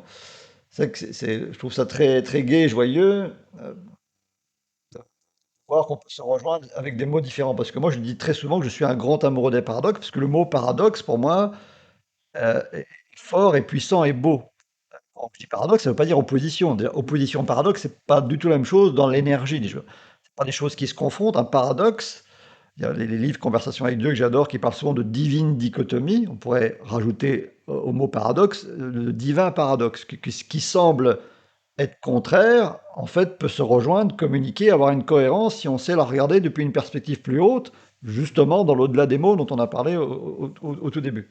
Mais j'aime beaucoup aussi cette vision qui, même si je tiens à ce mot et à l'énergie qu'il déploie, c'est l'apothéose d'un paradoxe pourrait être probablement l'évidence qu'en fait, rien ne s'oppose à un niveau à un autre. Et ma question, c'était le beau paradoxe, justement, qui rejoint ma couleur, parce qu'en fait, moi, j'ai, dans tout mon parcours spirituel, on en a parlé en amont, moi, il y a 40 ans, quand j'ai commencé à mourir en tant qu'adolescent, j'ai acheté plein de bouquins, et j'ai acheté des bouquins d'Alan Kardec. Et comme j'étais dans une frénésie d'acheter plein de bouquins, parce qu'il n'y avait pas Internet à l'époque, un peu comme on passe d'une vidéo à l'autre, d'un livre à l'autre, d'un stage à l'autre, quand on est dans une frénésie spirituelle d'apprentissage, de soif de la connaissance, de soif de vérité, ben ces livres-là, je crois que j'ai quasiment jamais lus. Et que, en fait, de par mon parcours, bah, j'ai fini par, et on en a parlé tout à l'heure, j'ai fini par me méfier du spiritisme, me méfier des canalisations, puisque j'ai entendu vraiment tout et son contraire. On en a déjà un peu parlé, mais on y reviendra. Et dans mon chemin, en fait, j'ai fini par avoir l'élan d'abandonner ou de très peu écouter toute forme de canalisation, toute forme de médiumnité, toute forme de spiritisme, jusqu'à même être très vigilant par rapport à tout enseignant spirituel de la part d'être incarné aussi. J'ai été dans une, enfin, j'étais dans une forme de radicalité au point de me dire, ce qui compte avant tout, c'est ma propre vérité unique et singulière. On y reviendra, peut-être après la pause qu'on va faire, parce que c'est vrai que ça ouvre un champ extraordinaire que d'avoir pris ce chemin que j'ai pris, d'accéder à ma propre guidance spirituelle. Mais encore une fois, comme l'un n'empêche pas l'autre, la lumière de nos échanges récents et de tout ce que tu m'apportes, et j'en suis vraiment très, très, très heureux, c'est comme si ça rouvrait de nouveau ce champ de connaissances, parce qu'encore une fois, je pense qu'il y a des choses merveilleuses à partager en tant qu'être humain, mais il y a aussi des choses merveilleuses, résonantes, complémentaires à écouter, des choses qui semblent venir de l'extérieur. Et donc, pour reformuler ma question, à travers ce paradoxe qui est le mien, c'est-à-dire que moi, dans mon chemin actuel, je privilégie, on va dire, quasiment à 90% ma vérité intérieure, mon chemin intérieur, même si ça semble être en totale opposition avec des grands enseignants spirituels incarnés ou non incarnés, même si ça semble en opposition avec des grandes transmissions via Alan Kardec, même si ça semble en opposition avec des grandes channeling, etc. J'en suis arrivé là dans dans mon affranchissement de la vérité des autres. On pourra reparler de tout ça, mais ma question c'est qu'est-ce qui fait qu'on va plutôt je l'ai fait, moi je sais répondre pour moi, je viens de répondre, c'était ma vigilance, ma méfiance par rapport à ça qui fait que je suis allé vraiment à fond de ma propre voix intérieure, avec un X, avec un E, mais qu'est-ce qui fait qu'on va plutôt aller du côté du spiritisme, des canalisations, et comment créer un point de jonction entre le fait d'écouter sa voix profondément intime et intérieure, Mhm. et d'écouter la voix extérieure d'une grande entité. Quel point de jonction on peut faire? Alors, c'est une question qui est encore une fois très complexe, mais je vais essayer d'être assez simple en termes d'explication, d'être le plus clair possible. Euh, En fait, quand on parle de canalisation, quand on parle de spiritisme, de médiumnité, quand on parle de ces différents modes de prise de contact, en fait, ça peut à la fois, il peut y avoir des distinctions en termes de protocole, en termes de façon de se connecter, en termes de la personne qui se connecte, puisque on sait qu'une antenne ne permet pas, en fonction de sa puissance, de capter les mêmes ondes et de diffuser les mêmes ondes. Donc en fonction l'état d'esprit de la personne, déjà, il peut y avoir deux médiums ne seront pas les mêmes, même si ils feraient partie, j'ai envie de dire, de la même assemblée, de la même communauté spirit. Voilà, c'est pour dire que c'est une question extrêmement complexe. Je ne pense pas qu'il y ait de vérité qui puisse décrire une différence fondamentale, en tout cas quand j'entends le mot canalisation et médiumnité. pour moi, ça reste le fait de capter des entités qui sont extracorporelles dans un univers qui échappe en tout cas à nos sens physiques, mais dont on a la capacité de pouvoir se connecter avec d'autres sens. Et en fait, donc il y a tout un paradigme qui fait que on va pouvoir et on va donner des mots, on va nommer en fait un processus qui est à la base quelque chose que tout le monde ne reçoit pas de la même manière et que tout le monde ne peut pas développer de la même manière parce que ce n'est pas l'objectif de vie de tout le monde de le faire ou de s'y intéresser, mais en fonction du milieu dans lequel on s'incarne, on va, grâce à cette faculté de pouvoir se connecter avec l'invisible, aller sensiblement, par influence aussi mimétique, isomorphique des personnes qui nous entourent, aller vers quelque chose qui nous ressemble avec un certain concept autour de la pratique. Si je prends la canalisation, ça va être un certain ça va être un certain contexte, tout à fait, merci. Et si je prends le spiritisme, ça va être un autre contexte. Ça, par exemple, le spiritisme est extrêmement populaire dans les pays comme le Brésil, par exemple, où Chico Xavier, qui est un de ses plus grands représentants, a même sa statue, etc., est limite vénéré, même si c'est pas du tout son objectif. Et d'ailleurs, je vous encourage vraiment d'aller voir, il y a des très bons reportages qui relatent un petit peu sa vie, on le voit dans des séances de médiumnité, on le voit dans cette espèce de bonté où cet homme s'est donné à transmettre des messages jusqu'à la mort. Cette personne-là se limitait à aller au cinéma le dimanche avec ses amis parce qu'il considérait qu'il devait encore être dans le service aux autres. Et le spiritisme, c'est que ça. Et dans les canalisations, on va aussi retrouver des personnes qui sont totalement honnêtes, entre guillemets, et qui captent, bien que l'honnêteté ne puisse pas, à mon sens, on peut être honnête, dire j'ai reçu un message, sans pour autant attester de la provenance du message. Mais si je reçois ce message par une canalisation et que je canalise plutôt par une entité qui va vouloir se jouer de moi ou que dans le spiritisme je le fais, c'est parce qu'avant tout, ça fait partie d'un des meus objectifs d'incarnation que de passer par ces chemins-là pour apprendre à mieux me connecter, pour peut-être que je dois recevoir quelque chose ou renvoyer une réponse à cette entité qui va se connecter à moi par l'exemple de ma propre vie et de ma force intérieure. Je vais peut-être permettre à cette entité de se transmuter et d'aller plutôt vers la lumière et de s'alléger. Il y aura toujours une raison pour moi qui sera plus ou moins prédéterminée avant l'incarnation terrestre. Donc je pense que toutes les expériences font partie de ce tout. Et il y a une notion, pour terminer ce point-là, assez rapidement, qui est très importante pour moi et que je retrouve dans le spiritisme et qui a été énormément balayée par toutes ces formes un peu New Age, etc. Même si dans le New Age, il y a énormément une variété, une diversité de personnes avec des pratiques qui sont totalement honorables, il y a quand même une déformation de vouloir chercher le bien-être à tout prix. Mais c'est quoi le bien-être? C'est vouloir imaginer un paradis où on est dans l'oisiveté, l'ennui permanent, où l'on ne remplit plus aucun rôle. Quel serait le but d'une existence sans embûches? Quel serait le but d'une existence sans rencontrer des entités négatives, entre guillemets, le temps qu'elles comprennent et qu'elles finissent d'apprendre ce que l'on qualifie de négatif? Parce qu'une personne n'est pas on ne peut pas définir une personne par une fausse action, par une action, une erreur nécessaire à son apprentissage. Donc déjà, ça c'est limitatif. Qu'est-ce qui fait que du coup, en étant jugeant et en adoptant cette attitude face à des personnes ou une entité, je vais préserver ce soi-disant bien-être?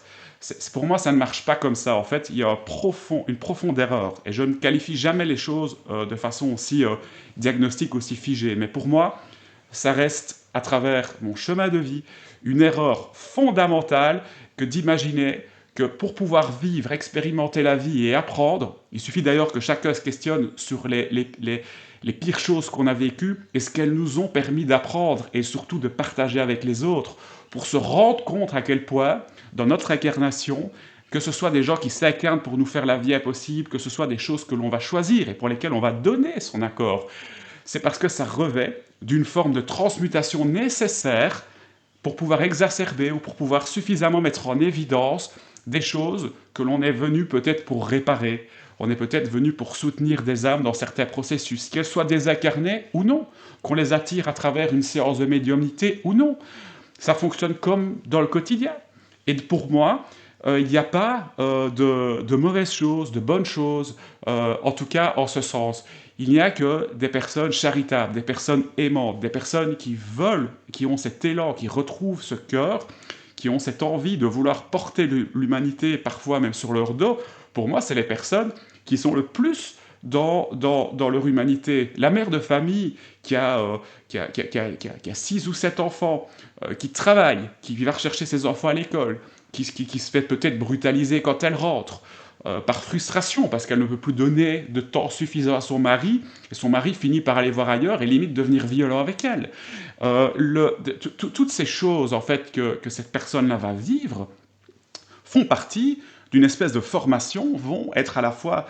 vont finir par devenir sa plus grande force, son plus grand mérite dans l'au-delà. Parce que si cette personne est capable de pouvoir et donner de l'amour et continuer à faire ce qu'elle a à faire sans être démissionnaire de toutes les peines du monde qu'elle récolte à travers tout ce phénomène isomorphique que l'on s'imprègne les uns aux autres quand on arrive sur Terre, on sait qu'on vient jouer dans un monde qui est difficile, on sait que ça va pas être facile, et on le sait, mais une fois qu'on est incarné et qu'on arrive, on a cet oubli, ce voile de l'oubli, qui nous permet de vivre réellement les choses, et qui nous permettent d'apprendre dans cette école de maîtrise qu'est la Terre, à justement affronter les choses, guérir la planète à travers les schémas limitatifs, à travers la violence que certains portent, etc. Si on arrive à rester, comme tu le dis très bien, et c'est ce qui m'a attiré chez toi quand j'ai lu la première fois certains extraits de tes livres, que j'ai vu tes vidéos, c'est cette idée qu'à partir du moment où on essaie de retrouver ce cœur en soi, qu'on devient une balise de lumière, on est capable de supporter les pires choses. On est capable, en tout cas, d'avoir une perception sur les choses plus grande que le simple fait de se blâmer, de blâmer la vie, de blâmer l'existence, de blâmer Dieu, jusqu'à refuser l'existence d'une quelconque raison spirituelle aux choses, jusqu'à s'enfermer dans le trou le plus sombre. Le temps, finalement, d'accéder à autre chose. Mais c'est ça qui nous fait grandir, c'est ça qui nous oblige à produire de la lumière.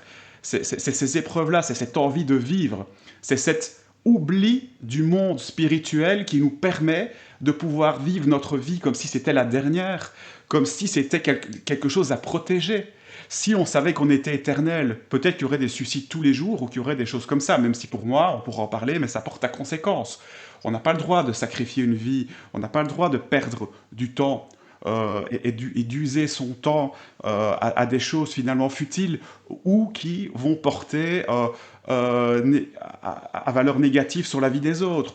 On est censé quand même apprendre ces grandes vérités. Et c'est ce que j'ai été chercher dans le spiritisme. Pour finir de répondre à ta question, c'est ce sens-là. C'est quelle est la vraie signification de la souffrance. Je me posais des questions comme pourquoi Dieu permet la souffrance? Dieu est-il là pour châtier l'humain de quelque chose, ou est-il infiniment bon? Et dans ce cas-là, pourquoi alors n'intervient-il pas sur ma souffrance que je suis en train de vivre? Tout simplement parce qu'en me permettant de vivre cette souffrance, il me permet de grandir intérieurement. Il me permet d'activer un processus que Boris Cyrulnik et d'autres chercheurs qualifient de résilience. Et c'est dans la résilience que le renouveau naît, que l'humanité va renaître à elle-même.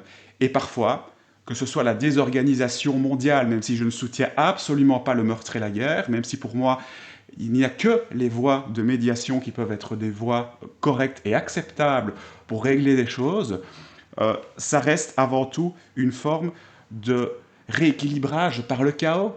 Et que tout naît du chaos, comme disait Nietzsche, je ne sais plus sa phrase exacte, mais qui disait que les étoiles naissaient du chaos. C'est ça, c'est toute l'expression de ce que je découvre à travers le spiritisme. Et je peux aller vraiment dans la profondeur, avec beaucoup de clarté. Et encore une fois, je ne peux qu'inviter ceux qui nous écoutent, t'inviter à lire ce livre qui pour moi est un monument, qui est le livre des esprits, et qui aborde avec des thématiques extrêmement précises et des questions extrêmement précises des questions, justement, des grandes questions et des grands paradoxes de l'univers, un petit peu à l'instar du livre, tu nous parleras peut-être après, mais de Conversation avec Dieu. Justement, c'est extraordinaire que tu en parles parce que je suis en train de créer, tu m'as ouvert une grande porte, enfin, les mots me manquent pour exprimer, j'ai vraiment oui, les mots me manquent, j'ai reçu quelque chose là en t'écoutant, vraiment une grande clarté, et je fais un parallèle par rapport à un apparent paradoxe. J'étais en train de te questionner, mais tiens, mais qu'est-ce qui fait que toi, Thomas, tu as l'élan, la propension d'aller chercher des grandes vérités dans des grands livres comme celui d'Alan Kardec? Et je me suis aperçu, mais en fait, oui, tu as prononcé le mot, ben moi, c'est vrai que je parle des livres Conversation avec Dieu qui m'ont beaucoup apporté, mais c'est vrai que les livres Conversation avec Dieu, je les mets dans aucune catégorie. Je les mets ni dans le spiritisme, ni dans le channeling, ni dans la médiumnité. C'est quelqu'un, Linda Walsh, qui s'est connecté à sa manière avec les profondeurs de son âme pour dialoguer avec le divin en soi. Et je m'aperçois qu'effectivement, j'ai eu encore, même encore régulièrement, je lis les textes de conversation avec Dieu, j'en transmets dans mes stages, et je m'aperçois que tu viens de me donner la réponse, que l'un n'empêche pas l'autre, parce qu'en fait, comme je le dis très souvent, quelles que soient les traditions spirituelles, enfin, toutes celles auxquelles on a accès, sur les traditions spirituelles reconnues, que ce soit les traditions moins connues, comme les traditions ésotériques, secrètes, que ce soit justement tous les enseignements spirituels apparemment magistraux qui viennent de la part du spiritisme, comme tu viens de le dire, semblent, en tout cas de mon point de vue, dans mon ressenti, converger tous vers le même point, en tout cas un point crucial qui est de nous dire, de nous annoncer, de nous révéler une évidence absolue qui nous dit que le divin est en soi, qu'on peut y faire appel, qu'on peut le ressentir, qu'on peut se sentir traversé, qu'on peut se sentir transcendé, guéri, alchimisé, illuminé par le divin en soi.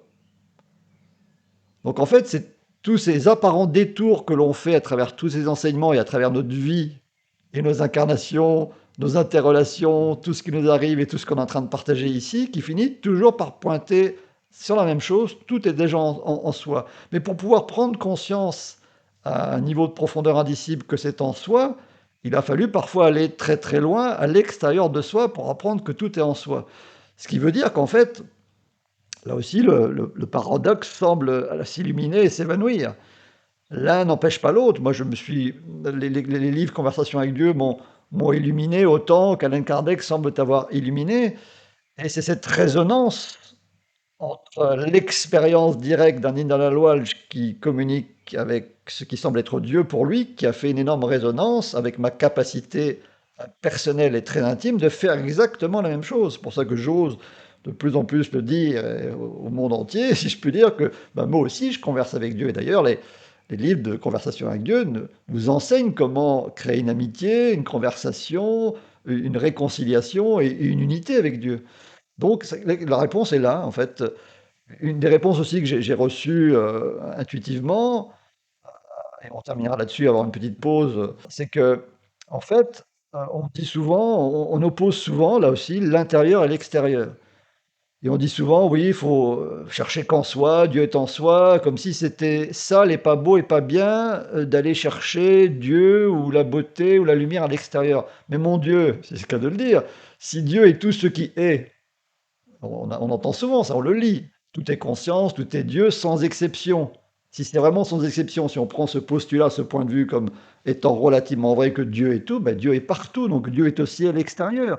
Et j'en sais quelque chose, pour ceux qui connaissent un peu mon parcours, j'ai eu parfois des expériences effectivement assez extraordinaires de fusion avec la nature, avec l'essence l'essence de la nature, l'essence des arbres, et j'ai trouvé Dieu à l'extérieur dans les arbres, comme je peux trouver Dieu dans ce que me raconte et ce que me transmet Thomas, comme dans tout ce que je peux rencontrer et vivre à l'extérieur, en apparence. Donc en fait, si Dieu est partout, on ne se perd jamais. C'est ça la bonne nouvelle, on ne se perd jamais. Donc qu'on le cherche apparemment à l'extérieur ou qu'on le cherche à l'intérieur, tous les chemins mènent à Rome. Il y a une phrase que j'adore, et on terminera tout doucement là-dessus, de conversation avec Dieu, dont je parle si souvent. J'ai beaucoup je dirais, de textes de conversation avec Dieu, une phrase très simple, qui vient donc de ces livres, qui nous dit « Tu ne peux pas rater ta destination ». Si Dieu est ta cible, tu as de la chance, car Dieu est si grand que tu ne peux pas le manquer. En fait, Dieu est partout, que ce soit dans le spiritisme, dans le channeling, à l'intérieur de sa propre guidance spirituelle, à travers les épreuves, à travers le fait de se faire usurper par une fausse entité, à travers voilà, tout ce qu'il peut y avoir de chaotique, comme disait Thomas tout à l'heure. En fait, je suis en train presque de vivre une nouvelle révélation en direct. En tout cas, un approfondissement d'une chose que j'avais déjà perçue, qu'effectivement, Dieu, la lumière et l'amour est partout, est vraiment partout. Il y a des phrases comme ça qui m'ont beaucoup porté. Il y a une phrase de Gustave Thibon que je répète très très souvent, qui nous dit que ce n'est pas la lumière qui nous manque, mais notre regard qui manque à la lumière. Et c'est vrai pour tous les synonymes, l'amour, la paix, la joie. Et comme je le dis souvent, à travers ma propre guidance spirituelle, j'ai à cœur de me payer le luxe, donc la lumière étymologiquement, de prolonger les grandes phrases des grands auteurs. Et je dis souvent, et ça rejoint vraiment cet approfondissement que je suis en train de vivre avec toi, Thomas, merci infiniment. Cette autre grande phrase que je me suis offert à moi-même, c'est, ça m'a dit un jour, si tu poses l'intention de voir la lumière partout où elle est, tu la verras partout. Je disais souvent, même au cœur des pires ténèbres, donc partout, c'est partout. C'est dans les livres d'Alan Kardec, c'est dans les canalisations qui nous parlent, qu'elles soient créées par des usurpateurs ou des entités archangéliques. En fait, Dieu nous parle à travers tout, à travers les leçons qu'il nous apprend, que ce soit à travers les ombres, les impasses, les sentiers en dehors des sentiers battus. Enfin, voilà, tout est enseignement, tout nous apprend toujours, tout le temps. C'est assez extraordinaire. Bon voilà, on va tout doucement conclure cette première partie de cet entretien. Je laisserai peut-être le mot de la fin à Thomas qui va rebondir succinctement pour cette première partie. On va soit faire une pause et vous verrez la suite dans une prochaine vidéo, ou soit je choisirai en fonction de notre inspiration de faire une vidéo au fleuve sur plus 3 à 4 heures, mais dans tous les cas, je laisse Thomas rebondir peut-être succinctement sur ce que je viens de dire peut-être, si Bien ça sûr. t'inspire. J'ai une phrase qui me provient ou qui m'est peut-être influée. C'est finalement, si je pourrais donner un conseil, j'aime pas les conseils parce que les conseils, ça dépend de chacun, etc. Et puis je suis personne pour décider de la vie de chacun.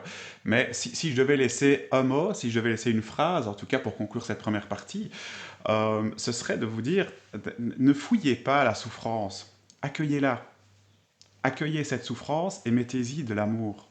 Tentez, à travers votre cœur, de tenter d'y répondre de la façon la plus juste. Il n'y a jamais de façon bonne ou mauvaise de répondre à une situation. Il n'y a que des apprentissages. On est là pour expérimenter.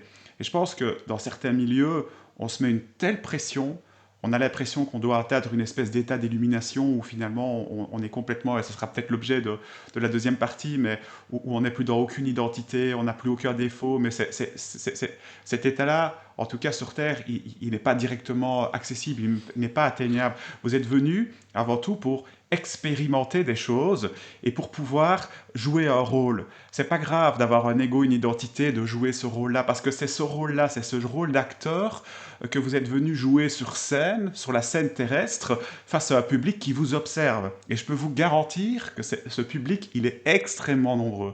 Si chacun pouvait s'imaginer le nombre de personnes qui nous assistent dans nos pensées, qui interviennent pendant nos rêves, avec qui on a des échanges quand on sort dans l'astralité, pendant le sommeil, si vous saviez à quel point on est aimé de l'autre côté, et à quel point on admire le fait d'avoir osé sauter, osé arriver dans cette école qui est une des écoles les plus difficiles, parce qu'il y en a d'autres, vous n'imaginez pas tout ce que vous faites, à quel point ce que vous avez déjà accompli est déjà immense. Ça me fait penser à une des premières choses que j'ai entendues. L'apprentissage de l'écoute de ma petite voix a été très progressif dans ma vie.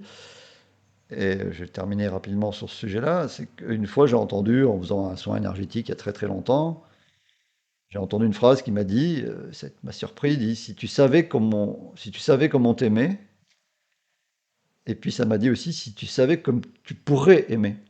Donc ça rejoint exactement ce que tu disais. Et je voudrais conclure quand même ici en disant que, par rapport à ce que tu viens de dire qui m'inspire beaucoup, je me mets à la place des gens aussi qui souffrent beaucoup et qui ont du mal avec l'idée de la souffrance et des épreuves et qui sont tellement mal, qui parfois passent par des moments qui ou de désespoir, de désespérance, et dans des états où on maudit le ciel et la terre tellement on souffre physiquement ou psychologiquement.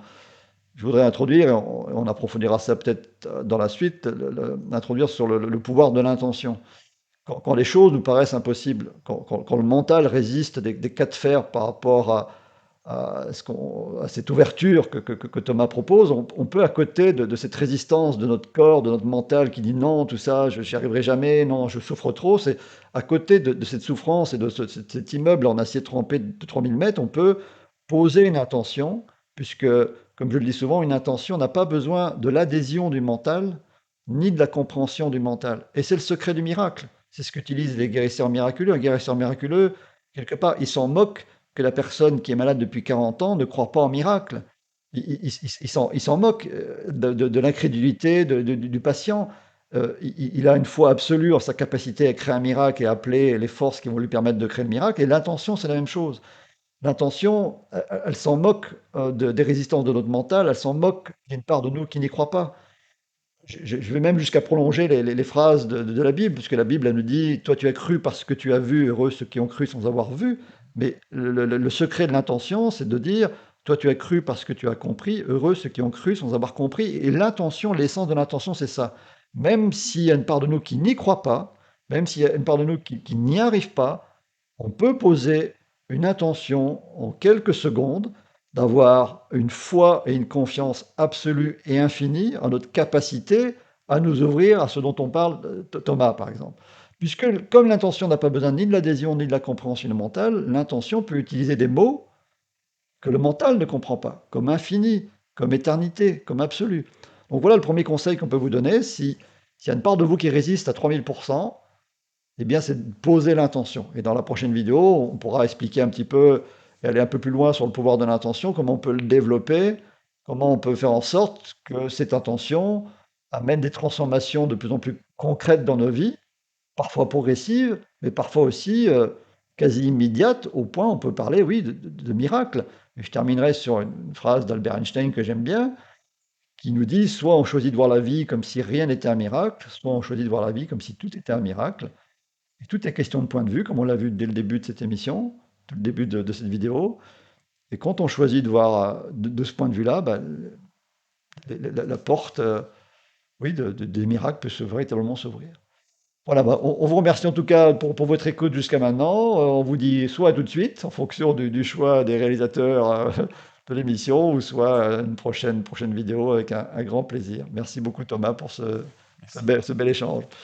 N'oubliez pas, si vous le souhaitez, de partager la vidéo si elle vous a parlé, de liker si ça vous parle aussi, parce que ça nous permet d'augmenter la visibilité de la vidéo grâce aux algorithmes de YouTube. Et puis si vous avez envie de faire des commentaires, quels qu'ils soient, on essaiera d'y répondre au mieux, ou en tout cas, ces commentaires viendront inspirer aussi des prochaines vidéos avec un grand plaisir.